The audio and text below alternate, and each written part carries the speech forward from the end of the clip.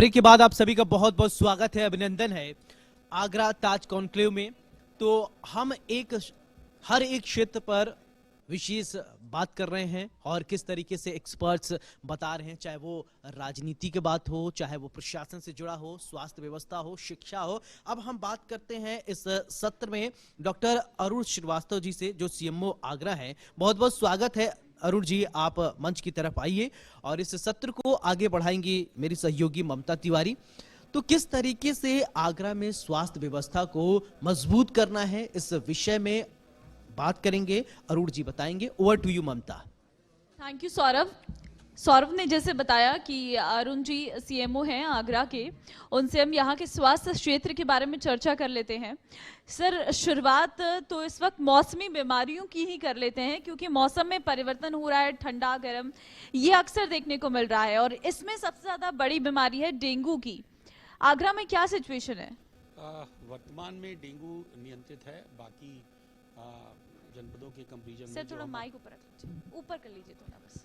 जो देश अपने प्रदेश के बड़े जनपद हैं, उनकी स्थिति अगर देखा जाए तो आगरा में स्थिति काफ़ी नियंत्रण में है। इस समय करीब अभी तक इस वर्ष कुल 53 केसेस पॉजिटिव हम लोग को डेंगू के मिले हैं।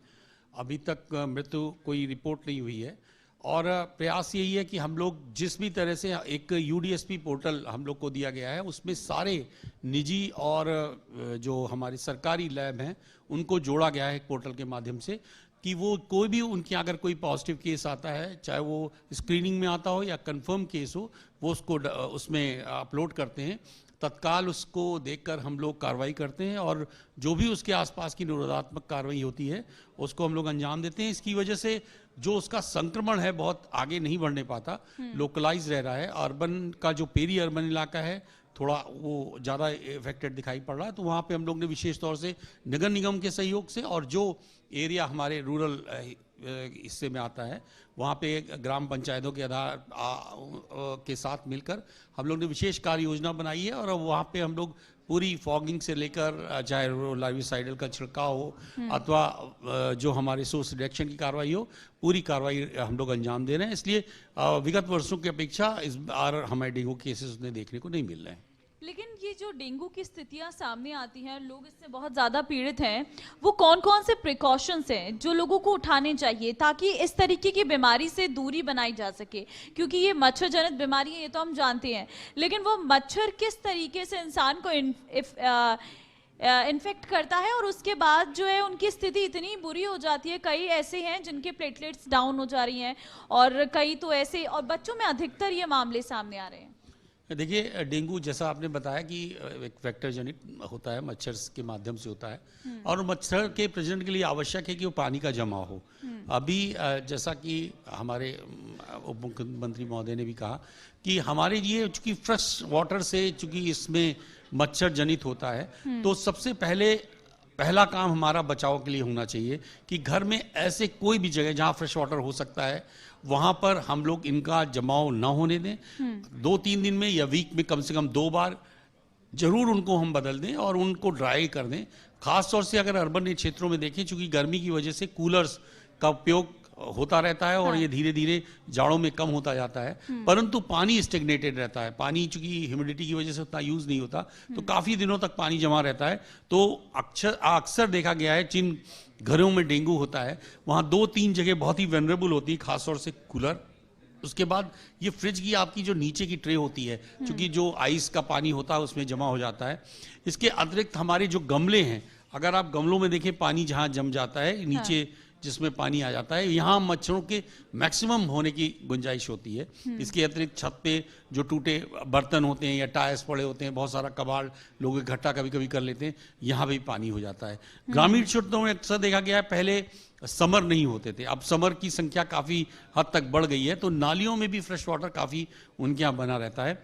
तो उसकी क्लियरेंस के लिए चूंकि कहीं कहीं कब्जे की या खरपतवार की वजह से वहाँ पे इनका जमाव हो जाता है, तो उसको दूर करने के लिए विगत 3 अक्टूबर से हमारे यहाँ संचारी माह अभियान चल रहा है, जिसमें सभी विभाग मिलके उनको अलग अलग टास्क दिया गया है, चाहे वो हमारा पंचायती राज विभाग हो, चाहे उद्यान विभाग हो, कृषि विभाग हो, पशुपालन विभाग हो, सबको इसमें जुड़कर सबके सहयोग के साथ हम लोगों को इन सारे, चाहे वो ग्रामीण क्षेत्रों हो, शहरी क्षेत्रों में, इस तरह की सारी कार्रवाई करनी है कि यहाँ पे पानी का स्टेग्नेशन ना हो, जो झाड़ी पतवार हो वो कट जाएं, लोगों को हम संवेदित कर दें, और साथ में ये हो जाए कि हमारे जहाँ भी सोर्स होने की गुंजाइश है उनको हम लोग तत्काल दूर कर पाए। सर, एक सिचुएशन इस वक्त आ रही है, एक तो कई लोगों की हम ये भी सुन रहे हैं कि ठंड लग के फीवर आ रहा है, लेकिन दूसरी तरफ एक डेंगू भी है। दोनों में सिम्टम्स क्या होते हैं? देखिए, दोनों के सिम्टम्स में काफ़ी अंतर है। इसमें मलेरिया में जैसे अभी आपने कहा कि राइगर आता है, जाड़ा लगता है, बुखार उतर जाता है, बीच में आता है, चला जाता है। डेंगू में बुखार इंटरमिटेंट नहीं होता है, कंटिन्यूस लगता है, लेकिन इसमें जो अंतर है दोनों में, ये जब ये बुखार उतरता है या 2 दिन बुखार के करीब हो जाते हैं, उसके बाद इसमें चकत्तों का पड़ना, अगर प्लेटलेट गिर जाती हैं तो वहाँ पे स्पॉट्स बन जाते हैं, साथ में वोमिटिंग का होना, भूख न लगना, बहुत जी मतलाना, तो ये सारी चीज़ें ऐसी बढ़ जाती हैं जिसकी वजह से बाद में अगर केस सीरियस हो जाए तो वहाँ पे शॉक का होना या हेमरेज का होना, तो डेंगू सेप्टिक शॉक भी हो सकते हैं, जिसकी वजह मृत्यु की भी गुंजाइश रहती है। तो ये जरूर है कि डेंगू हमारा ज़्यादा दिक्कतपूर्ण है, परंतु मलेरिया के भी कई वेरिएंट है जिसमें अक्सर जो हम लोग को देखा जाता है वाइवेक्स होता है और वो नियंत्रित हो जाता है दवाओं से। परंतु आवश्यक ये है कि कोई भी बुखार हो, अगर 2 दिन तक हाई ग्रेड रहता है तो तत्काल इसकी जांच कराना आवश्यक है। आपके सभी सरकारी जितने भी अस्पताल हैं, या आप निजी में भी करा सकते हैं, लेकिन वो प्रमाणिक लैब हो, वहाँ पे अगर आप कराते हैं तो आपको आसानी से पता चल जाता है कि ये मलेरिया है और डेंगू है। उसके हिसाब से हम अपने आगे की ट्रीटमेंट को प्लान कर सकते हैं। क्योंकि अब मौसम ठंड का आ रहा है और अब धीरे धीरे गर्मियों का मौसम जा रहा है, ऐसे में किन बातों का बहुत खास ख्याल एक व्यक्ति को रखना चाहिए? क्योंकि जब मौसम परिवर्तित होता है अक्सर इंसान बीमार होता है उस वक्त। देखिए, सबसे पहले तो मैं यही कहूँगा कि किसी भी बीमारी के लिए साफ सफाई से स्टार्ट होकर, और हमारी भोजन, सबसे 2 बहुत ही इम्पॉर्टेंट अवयव हैं जिसकी वजह से हम अक्सर अपनी जो अस्वस्थ हो जाते हैं। तो सबसे पहली बात है कि अगर हम साफ सफाई के साथ अपने आसपास साफ रखें। दूसरी बात, अपने जो भी जिस भी खाने से पहले हाथ को साफ करना, या जो भी प्रिकॉशंस हो उनको अवश्य रखें। डेंगू के लिए आवश्यक होता है कि हम लोग खुले, जो बच्चे बाहर खेलने जाते हैं उनको पूरी पैंट पहने, पूरे आस्तीन के कपड़े पहने, क्योंकि वो खुले एरिया में मच्छर अक्सर बाइट करते हैं। तो इनके साथ साथ आवश्यक है कि जो फूड है, क्योंकि इस समय ह्यूमिडिटी भी ज़्यादा होती है, टेम्परेचर का वेरिएशन भी होता है, तो अक्सर देखा जाता है फूड जो खराब बासी फूड होता है वो अक्सर खराब हो जाता है, तो लोगों को गैस्ट्रोएंटेराइटिस अक्सर की दिक्कत आती है। इसके अतिरिक्त अगर आप देखें तो चूंकि ये एक संक्रमण पीरियड होता है, तो इसमें टेम्परेचर वेरिएशन के कारण जो वायरल फीवर है उसकी भी बहुत ज़्यादा स्थिति बढ़ जाती है। और इन्हीं वायरल फीवर में छुपा, जैसे आपने बताया, मलेरिया और डेंगू, चिकनगुनिया जैसे रोग हैं। तो ये आवश्यक है कि अगर वायरल फीवर है तो सबसे पहले हम हाइड्रेशन का ध्यान रखें, किसी भी तरह से बॉडी डिहाइड्रेट ना होने पाए, पर्याप्त पानी का प्रयोग करें। और उसके अतिरिक्त ये जरूरी है कि अगर बुखार ज़्यादा दिन, 2 दिन से ज़्यादा रुक रहा है तो उसकी जांच अनिवार्य रूप से करा लें, जिससे किसी भी तरह की हम आगे उसका कॉम्प्लिकेशन से अपने आप को पूरी तरह से बचा पाएं। इम्यूनिटी बूस्टअप इस समय किस तरीके से करें? क्योंकि खान पान में भी इंसान व्यक्ति के बहुत अंतर आ जाता है।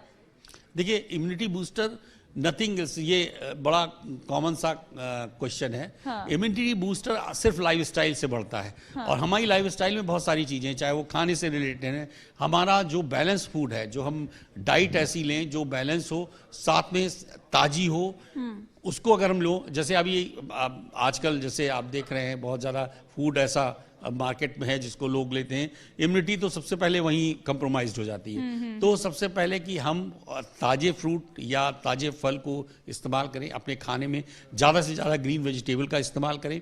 प्रोटीन हमारी जो हमारी दालों में या सोयाबीन में, पनीर में, इन अगर आप मांसाहारी हैं तो आपको अंडे और मीट में भी जिस तरह का फ्रेश प्रोटीन है अगर आप ले सकते हैं तो अनिवार्य रूप से लें, क्योंकि इम्यूनिटी के लिए प्रोटीन की मात्रा सबसे ज़्यादा अच्छी होती है। तो अच्छी प्रोटीन डाइट लें, ताज़ा खाना खाएं, ताजी फल सब्जियों का सेवन करें, इम्यूनिटी बूस्ट हो जाएगी। सेकेंडली, बहुत आवश्यक है कि आपका शरीर स्वस्थ रखने के लिए व्यायाम की बहुत आवश्यकता है, चाहे वो योगा के माध्यम से हो, चाहे वो मॉर्निंग वॉक के माध्यम से हो। अनिवार्य रूप से अपने जीवन शैली में इसको लाना चाहिए, जो कि मुझे लगता है इससे शरीर स्वस्थ रहता है और जो इम्यूनिटी बूस्टर्स होते हैं, इंटरफेरॉन्स टाइप की चीज़ें, वो भी बॉडी में अच्छी मात्रा में बढ़ जाती हैं, जिससे आपका शरीर स्वस्थ रहता है। ठीक है डॉक्टर अरुण, क्योंकि आगरा एक ऐसी नगरी है जहां पर हर दिन हजारों जो विदेशी मेहमान हैं या पर्यटक हैं वो आते हैं। ऐसे में चुनौती डबल हो जाती है, क्योंकि इस समय जब ये सारी चीज़ें होती हैं तो अस्पतालों में भी भीड़ हो जाती है, और फिर अगर बाहर से टूरिस्ट आता है, क्योंकि मौसम उनके लिए भी परिवर्तित हो रहा है, तो ज़्यादा संख्या में अस्पतालों में लोग पहुंचने लगते हैं। इस वक्त डेंगू से क्या कोई अलग से वार्ड बनाई गई हैं? अस्पतालों में क्या इंतजाम है, अगर किसी तरीके की कोई मेडिकल फैसिलिटीज गवर्नमेंट अस्पतालों में खासकर? देखिए, इसमें मुख्य सचिव महोदय द्वारा स्पष्ट रूप से निर्देश भी जारी किए हैं कि जिला स्तरीय और हमारे आयुक्त महोदय द्वारा भी जिला स्तरीय अधिकारियों को बराबर निरीक्षण कराया भी जा रहा है। प्रत्येक सरकारी चिकित्सालय में जांच की सुविधा, उपचार की सुविधा और अवेलेबिलिटी ऑफ मेडिसिन, ये 100% सुनिश्चित होनी चाहिए। इसके लिए हम लोग लगातार अपने सरकारी चिकित्सालयों का भ्रमण कर रहे हैं, चाहे वो मेडिकल कॉलेज हो, जिला अस्पताल हो या सामुदायिक स्वास्थ्य केंद्र हो। सभी जगह डेंगू के लिए बेड आरक्षित कर दिए गए हैं, जिससे कि किसी भी आकस्मिकता की स्थिति में मरीज को उपचार तत्काल मिल पाए। और साथ में उन सभी लोगों को संवेदित भी कर दिया गया है, जहां पे भी अगर कोई भी प्राइवेट हॉस्पिटल्स के पास इस तरह के मरीज पहुंचते हैं तो वो लोग भी तत्काल हम लोग को सूचित करते हैं, जिससे कि उनके उपचार में और उनके भी जो निरोधात्मक कार्रवाई है उनमें किसी प्रकार का डिले नहीं हो पाए। इसके अतिरिक्त एक बहुत महत्वपूर्ण अंग है कि चूंकि जैसा आपने कहा कि बाहर से बहुत सारे लोग आते हैं यहाँ, तो इसके लिए हम लोग पूरी तरह से अब हमारी तरफ से एक पैरामेडिकल हम लोग ने जितने मॉन्यूमेंट में वहाँ लगा दिया है। इसके अतिरिक्त ताज में हमारी टीम रहती है, जो अभी तक कोविड की जांच भी कर रही थी, और साथ साथ में अभी नया प्रस्ताव भी आ रहा है, जो हम लोग वहाँ पे एम्बुलेंस की उपलब्धता को भी इंश्योर कर रहे हैं। ये आवश्यक है कि जो लोग बाहर से यहाँ इलाज कराने आते हैं, उनकी हम लोग सूचना तत्काल, जैसे ही वो पॉजिटिविटी या किसी तरह की रिपोर्ट हमें प्राप्त होती है, तो उनके जो जिन जनपदों से उनका मूवमेंट होता है उनको जरूर हम लोग सूचना भेजते हैं तत्काल की, जिसके वहाँ जहाँ वो निवास करते हैं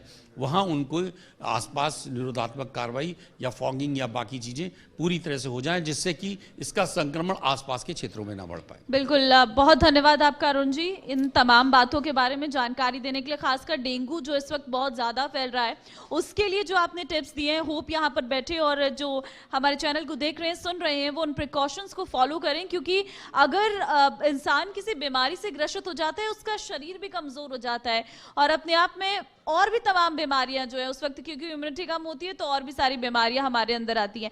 बहुत धन्यवाद आपका इंडिया न्यूज़ के साथ इस मंच को शेयर करने के लिए। फिलहाल यहाँ पे बहुत बहुत धन्यवाद। ठीक है, बहुत फिलहाल यहाँ वक्त एक छोटे से ब्रेक का है, फौरन लौटते हैं।